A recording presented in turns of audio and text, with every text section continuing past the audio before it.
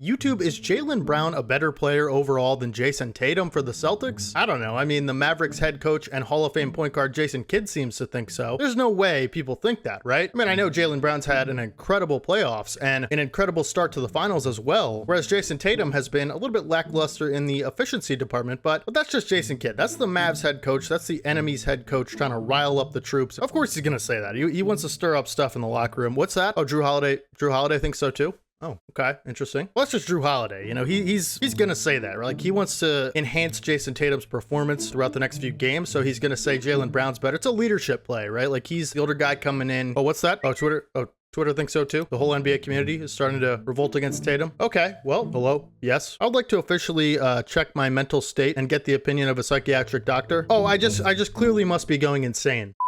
Are these people serious? Jaylen Brown is a great player, right? Like, I think he's a top 20 player in this league. And like I said, he deserves all the credit in the world for how he's played it throughout this playoffs. And honestly, I think, you know, his hate throughout his career, the last couple years in particular, has been very unfounded and unwarranted. He's gotten so much hate and scrutiny throughout the past couple years that, again, I feel he didn't deserve, right? He's been underappreciated as a player for a long time. But listen, man, am I crazy, or is this a guy that just a couple months ago, tons and tons of people, including a lot of people in the Celtics fan base, were saying couldn't dribble with his left hand? Am I making this up? Like, I get it. Like, I get Tatum has struggled and, you know, the Celtics are winning anyway, and Jaylen Brown's playing better, arguably, throughout this playoff run, but people can't be serious about this. Like, this is an extreme overreaction. It's just wild to me, the switch up of the community over the past couple days. You know, Jaylen Brown has a couple great series and a great couple games in the finals, and all of a sudden he's better than Jayson Tatum. And not only that, like, Jason Kidd, Jrue Holiday, his own, you know, teammate, is coming out and saying this as well. Everything I'm seeing on Twitter, I'd say about 60% of the tweets I'm seeing on the subject are in favor of the take that Jrue Holiday and Jason Kidd have, that Jaylen Brown is the #1 option on the Celtics. And again, I just really don't understand this. I think it's a big time switch up by the NBA community. And again, I asked the question, am I going insane, or were people saying, the vast majority of people saying a few months ago, Jaylen Brown couldn't go left? Like, this is crazy, man. I know things change and he's playing better and opinion shifts, and it should, right? It shouldn't stay the same forever. But this is one of those situations where, you know, you see everything happening and you're like, am I losing my mind, or is this actually happening? Do people actually believe this? Listen, guys, I hate to spoil your fun. Jaylen Brown is not the best player on the Celtics, and he's not better than Jayson Tatum. I think he's having a better playoff run than Jayson Tatum, and I think the environment and team culture and team dynamic that the Celtics have been playing with in the playoffs lends itself to Jaylen Brown a little bit better. What they're doing is working. You know what I mean? Jayson Tatum has been taking a step back clearly, and, you know, not focusing as much of his attention to scoring the basketball, right? And I'm not saying his, you know, efficiency numbers are good or they shouldn't be higher, right? But this is a guy who's taking a playmaker role on this team, and it's working. I mean, they're 2-0 in the finals right now at the time you're recording this video, and I just feel like Jayson Tatum can't win. You know what I mean? If he were to take a lot more shots and be more aggressive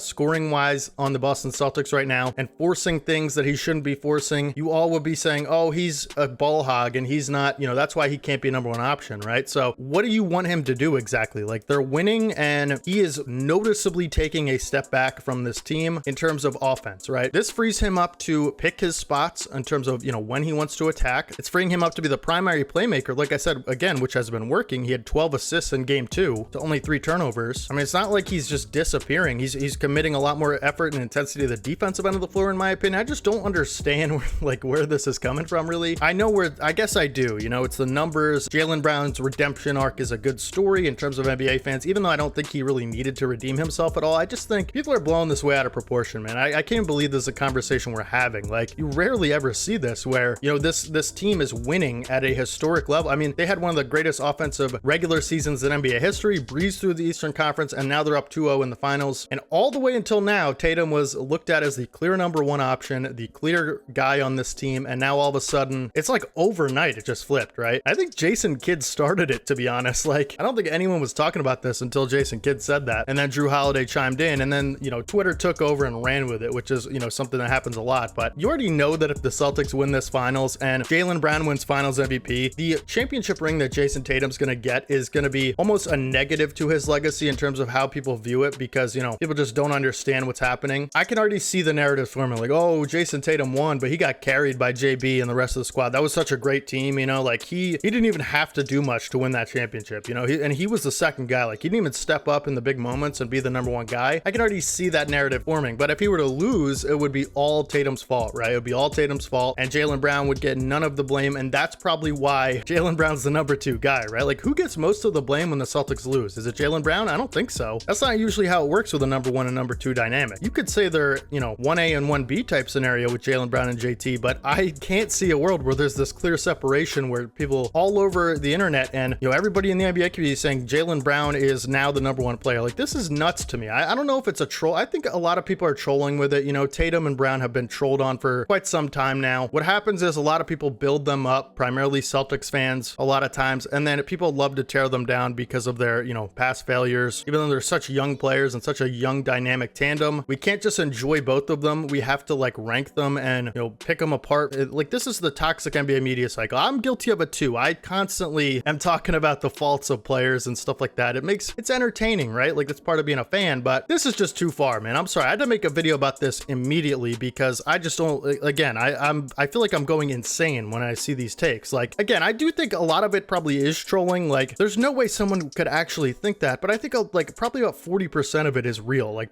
people actually think this now because someone said it in the media, and now they see like 2 games of the finals and they're like, oh, you know, he's not that guy, man. He lost it. He's shooting poorly, and you know, they're winning by 20, but like that's Jaylen Brown, that's Kristaps, that's a elite team around him, right? So, you know, Tatum gets none of the credit when they win and all of the blame when they lose. And if he doesn't drop 40 on good efficiency, even then people will say he's lucky. But if Jaylen Brown has a bad game, most of the blame gets placed on Tatum, right? Because that's how a number 1 guy works. Let me ask you something right now. If Jaylen Brown shoots poorly in game 3, right, and Jayson Tatum shoots well, but doesn't have a great game, maybe it's like, you know, 25 and 8 rebounds and he shoots about 40%, but he has a clearly better game than Jaylen Brown, who gets all of the blame in that game? Is it going to be Jaylen Brown? If your answer is no, which it should be, that is because Jayson Tatum has higher expectations because he's a better player than Jaylen Brown. You don't give high expectations or higher expectations than someone else if you're not a better player than them, right? Like we only expect so much of Tatum because we know he's that guy, right? And he's supposed to be that guy. But I think if I'm Tatum right now, the reason I'm not, you know, trying to go for 40 and prove everybody wrong is because you're winning. And that takes a lot of maturity and, you know, a lot of, you know, putting your ego aside and being like, listen, I know my stats and my numbers don't look the best right now. And if the series ended right now and we win 2-0, right? Let's just say the finals are a 2-game series and, you know, we win right now. I wouldn't be the finals MVP, but I cannot care about that right now because we're winning. Like that's what it takes. If that's what it takes, then that's what it takes, man. And I'm willing to do it. I'm willing to sacrifice my own number and maybe legacy to win a championship. That is greatness right there. That is a player that's committed to winning no matter what it takes. And I'm not saying Jaylen Brown is it or no one else on that team is. I'm just saying that is a level of commitment and maturity to winning at the highest level from Tatum that maybe could have been a little bit lacking earlier in his career. I mean, the guy's only 26 years old. It's expected, right? Like a lot of players go through this. They don't get to that stage of their career until, you know, they're fully mature and developed mentally and stuff like that and really understand the game and what it takes to win. And I got to be honest with you, some players never get there. Look at James Harden. Do you think James Harden, if you told him, you know, you can only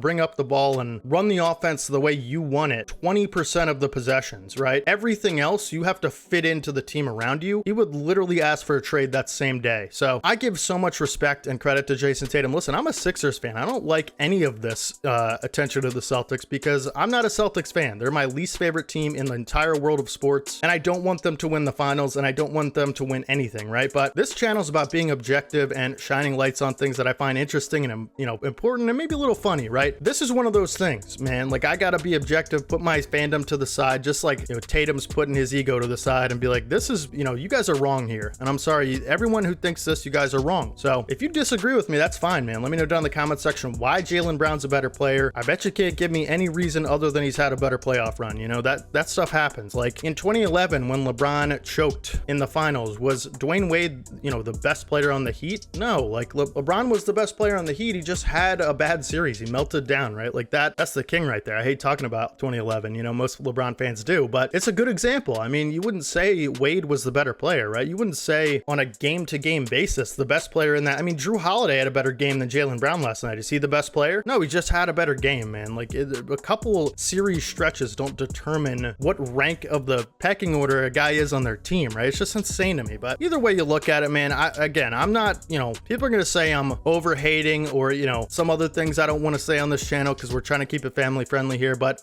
about Tatum, right? Like I'm doing something about Tatum that you guys, if you know, you know. I just totally disagree, man. I think this is what I believe. This is the truth. And again, if you can prove me, I'm open to being wrong. I'm willing to be wrong. Like I hope the Celtics have a locker room meltdown and ego-driven number one, number two debate in their locker room that catastrophically ends their season and they end up losing to the Mavs because of it. I hope that happens, right? I'm a Sixers fan, but people are wrong. I'm sorry. I'm going to tell them when they're wrong, right? And you guys tell me when I'm wrong and I accept it. And I try to, at least, you know, it's everybody's wrong sometimes. And I think the community is on this one, right? So make sure you guys let me know if you guys are trolling, if you guys disagree, if you think JB's the better player, let me know down in the comments, right? Because again, just a couple months ago, they were saying this guy couldn't dribble with his left hand. So I'm a little confused, but hopefully you guys have a great rest of your day today. I just want to talk about this. It was funny and interesting to me. Let me know down in the comment section what your take on this is. Do you really think it's okay to disagree? You know, I could disagree with you. It's just about, it's basketball at the end of the day. We don't have to be disrespectful, you know. Sorry if I was in this video, but you know, it's just funny to me. But hopefully guys, you know, if you did enjoy the video, make sure you guys subscribe. We upload content just like this every single day on the channel. I don't want you guys to miss it. We're gonna be doing final stuff until, you know, that's over, and then the off season coming up and free agency, and you know, hopefully my Sixers have a big free agency. The draft is coming up, the Summer Olympics after that. So hopefully guys stick around if you don't want to miss any of that content every day on the channel, man. Every all things NBA, right? Drop a like on the video if you guys did enjoy it. Follow my socials, links are down in the description, and I will catch you guys in the next one. This is your boy D Haven as always. Peace.